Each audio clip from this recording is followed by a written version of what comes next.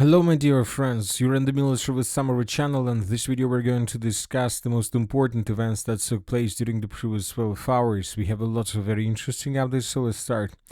And first we're going to talk about another massive missile and drone attack that took place during the previous night between the 27th and the 28th of September of 2025. The sources are saying that this was the biggest attack since the beginning of the special military operation. So let's start and let's discuss everything in details. And first let's talk about this statement. And this is the statement that was made by Zelensky just several hours before Russians launched this massive attack. Zelensky stated that if Russians threaten a blackout in the capital of Ukraine, they should know that there will be a blackout in the Russian capital as well. So it's most likely the Russians accepted the challenge and the Russians began massive missile attack. Later we got this picture, and here we can see the approximate routes of Russian attacks. As you can see, the Russians were using drones, the Russians were using Kalibr missiles, the Russians were using cruise missiles, and the Russians were using ballistic missiles and hypersonic missiles. The Russians used every type of caliber they have, and the most important, the Russians, as you can see according to this picture, mainly attacked the central part of Ukraine, the cities of Kiev, Bela Tsarkva, so the Kiev region. So this is exactly that was attacked by Russia. Furthermore, we have another concentration of fire. The city of Zaporozhye was also attacked by Russians, and in this case the Russians were attacking the city of Zaporozhye with Kalibr missiles that were launched from the Black Sea. And during the night we were receiving lots of photos and videos of consequences of attacks, so let's discuss them in details. For example, in this video we can see the consequences of another Russian attack in the area of the city of Kiev. Some building was completely destroyed. The sources are saying that according to information they have, this building was used by Ukrainians for military purposes. The building was completely destroyed till ruins. Maybe this building was occupied by special forces of Ukraine or something like this. As for now, we haven't received any report from the Minister of Defense of the Russian Federation regarding the task, regarding the targets, and regarding the quantity and number of missiles that the Russians used. So this is the same building, but this time from another angle. As you can see, the entire black micro-district, small micro-district of the city of Kiev was destroyed. This micro-district, as you can see, was surrounded by walls, which means that this area was protected most likely, and something very interesting and special, most likely the Ukrainians were hidden there. Furthermore, as we discussed, the Russians attacked the city of Zaporozhye. As for the city of Zaporozhye, we also have some videos of consequences. This time we can see a multi-storage building that was damaged by missile or by drone. As you can see, the building was set on fire, and later we got another picture where we can see the same building but by the morning. So most likely this missile was trying to hit something else, but for some reason the missile attacked the building. And the Russians attacked another city in the Kiev region, and we're talking about the settlement by the name of Bela Tsarkva. Very important city as a Ukrainian logistic hub, and in this video we can see Russian drone or cruise missile that attacked the mall. The city mall in the central part of the city, this building was damaged. The building where people go for shopping, go for buying some foods, clothes, and many other different things, but for civilian purposes.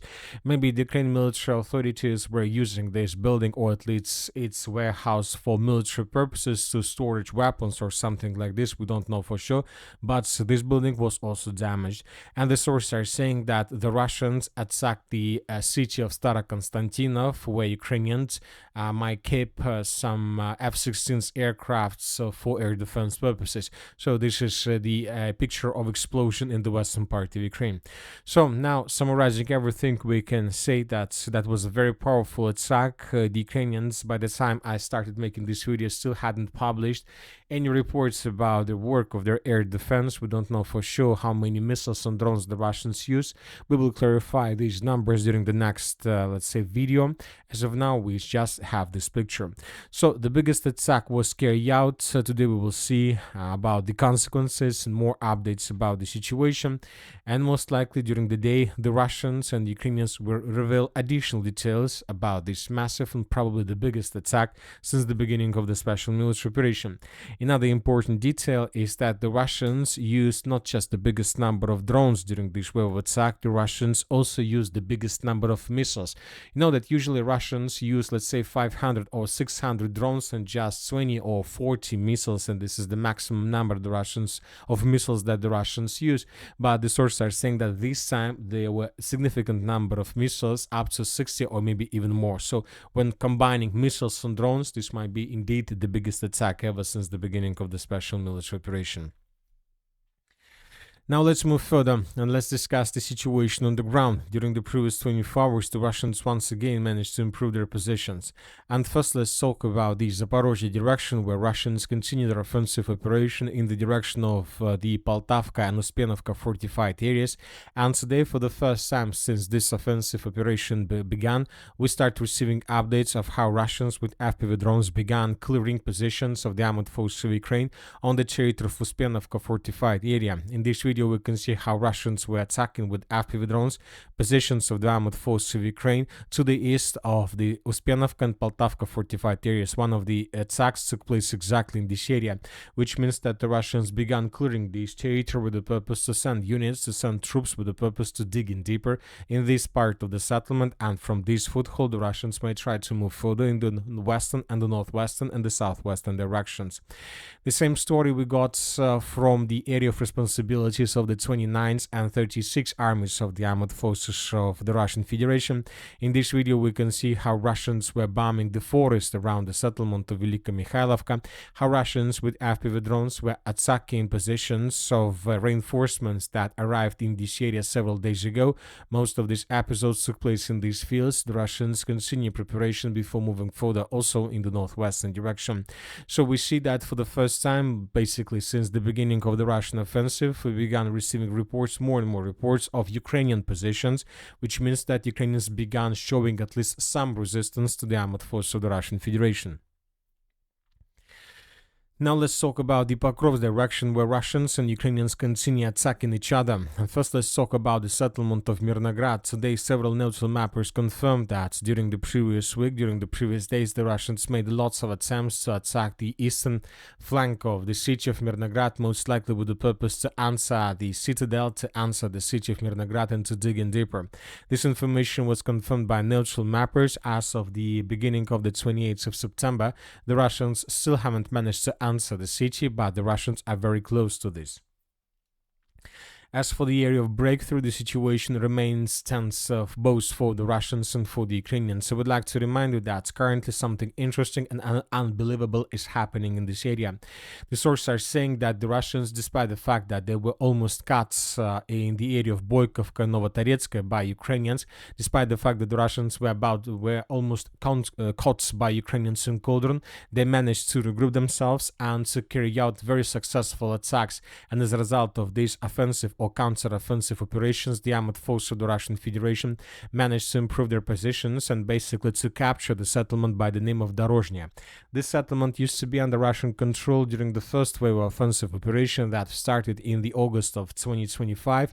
Later, Ukrainians managed to restore control over the territory. Now, according to information we have, the Russians recaptured this settlement once again.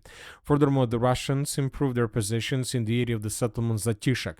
So the Russians currently are trying to carry out stabilization maneuvers with the purpose to encircle those Ukrainians who managed to establish complete control over the settlement by the name of Zapovedne. During the previous days, the Ukrainians carry out a lot of attacks from the settlement of Belitske with the purpose to answer the village by the name of Boykovka and to finally physically cut this small bottleneck of the armored force of the Russian Federation logistic hub, and Ukrainians managed to improve their position significantly. Once again, the Russians captured the village of Zapovedne, but Russians realized that they were at very big risk, so they decided to counterattack. So, for example, this is the situation by the end of the 26th of September of 2025, and this is the situation by the end of the 24th of September. This is exactly the moment when the latest Ukraine attack started. They captured the village of Zapovidne completely by the end of the 25th of September, according to mainly pro-Ukrainian and neutral mappers. And right after this moment, the Russians began stabilization measures with the purpose to restore control over the territory. By the end of the 27th of September, the Russians secured the village of Daryozhne along the railways, and by the beginning of the 28th of September, the Russians tightened the news around Ukraine positions. So it seems that Ukrainians currently in the village of Zapovedne were cut and cordoned by Russians without any chances for evacuation. Now everything depends on Russian logistic and Russian resources, whether they are able to improve their positions and to develop this offensive operation with complete cuts of this Zapovedne pocket, and that's it. If Russians can do this, then the Russians will be able to create a very powerful foothold in the area of breakthrough without any chances for Ukrainians to cut these pockets and to create cauldrons for Russians. Now let's move further and let's discuss the situation in the Siversk-Liman direction, where Russians also continue their offensive operation. According to information we have, the territory between the city of Siversk, Dronovka and Serebryanka is already a huge big gray zone without strong control neither of Russians nor of Ukrainians. But due to the fact that months ago this territory was under control of the armed forces of Ukraine, we see that the situation for Ukrainians is getting worse and worse, and we see that the Russians in a month managed to improve their position there significantly, which means that this pocket most likely would be probably cleared by Russians in coming days, and then they will answer the settlement of Dronovka itself. So we see that the battle for the city of Siversk is getting closer and closer to us, and most likely this is going to happen within this year. Furthermore, the Ukrainians and Russians continue fighting for the settlement of Yampol. Both sides are sending more and more reinforcements and reserves in this area, but the main problem for Ukrainians, is that they need to bring forces through the river of Seversky Donetsk. At the same time, Russians have no problems with logistics, so that is why Russians with drones, with intelligence, can control probably the traffic along the river and to control the situation as well. Now let's move further and let's discuss the situation in the city of Kupiansk. The situation is very difficult for the armed forces of Ukraine. The Russians and the Ukrainians are saying that currently the population of Kupiansk is around 700 residents. Ukrainians, according to information we have, stopped bringing food and supplied to the city itself, so there are going to be nothing of this. When I'm talking about roads, about vehicles, the only way to supply Ukrainians still have is drones, and they continue doing this. The Russians are saying that there are up to 700 or 800 soldiers of the armed forces of Ukraine in the city of Kupiansk. We're not talking about this entire pocket. When talking about the pocket itself, this one most likely up to 5,000 soldiers are there. We are talking just about the city of Kupiansk, just 800 soldiers maximum from Ukrainian side.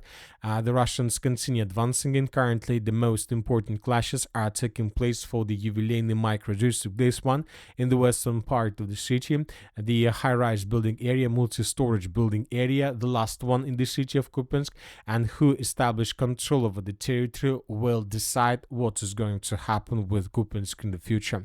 And most likely, according to the current situation, most likely Ukrainians in the end would be forced to fall back from this area, and it seems that this is going to happen very, very soon.